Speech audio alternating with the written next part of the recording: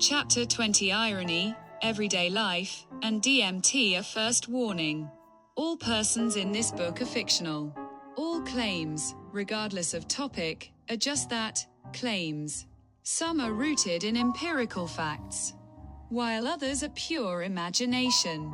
My goal is to balance between vision and reality, between fiction and fact, in such a way that the audience can recognize themselves and continue playing with the swirl of ideas and inventions.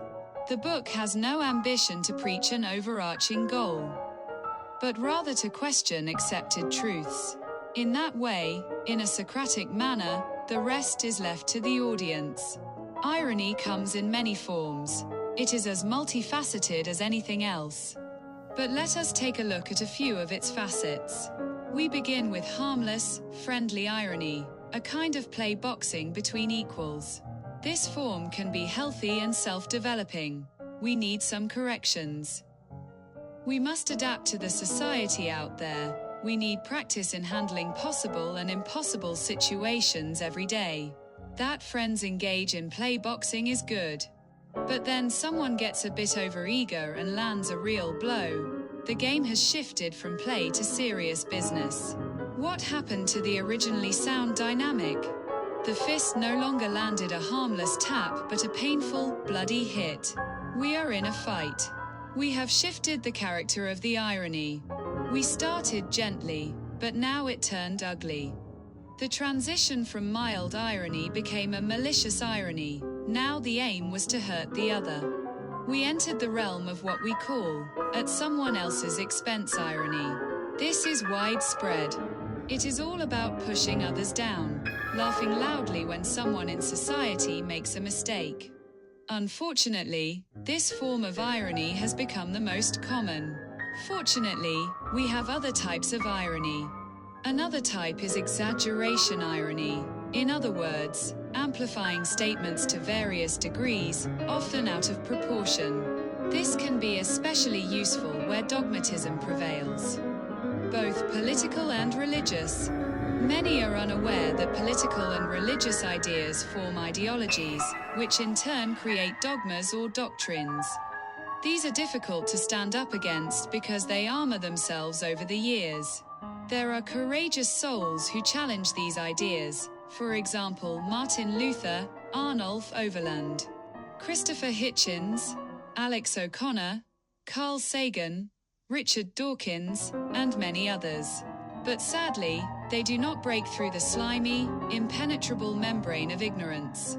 Ignorance coats our society. Ignorance is a kind of layer of fat that clings to society from generation to generation. The Enlightenment and science have opened up breathing spaces. They can develop for the better. Our civilization is changing, perhaps for the better. So, back to irony. All humor contains some degree of irony. So we like irony.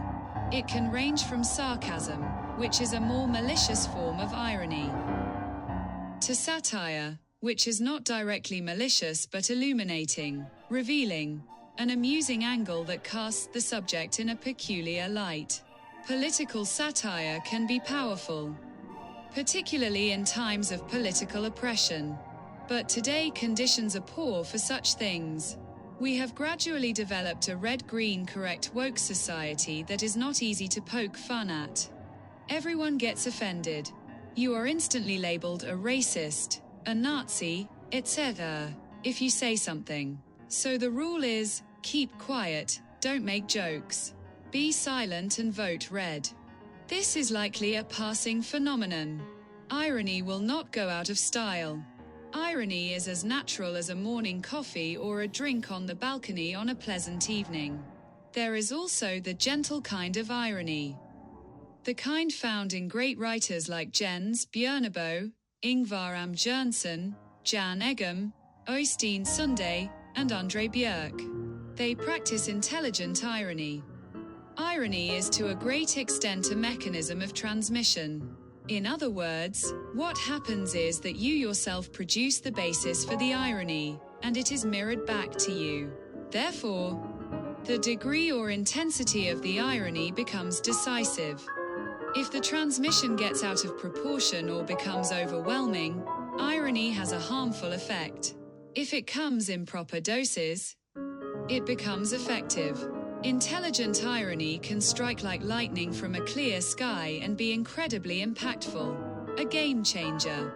In any case, the nuance meter is well worth keeping in your pocket.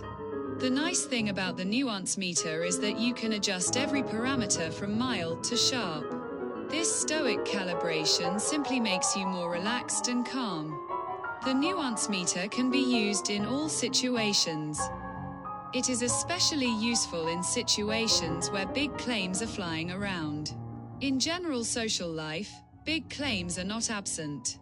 The biggest come from religious circles, the next from political claims, and then the mainstream media contributes plenty.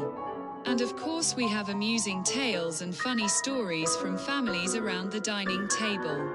One of the most important things we should carry with us from the Norwegian school system, our education and formation, is the ability to distinguish.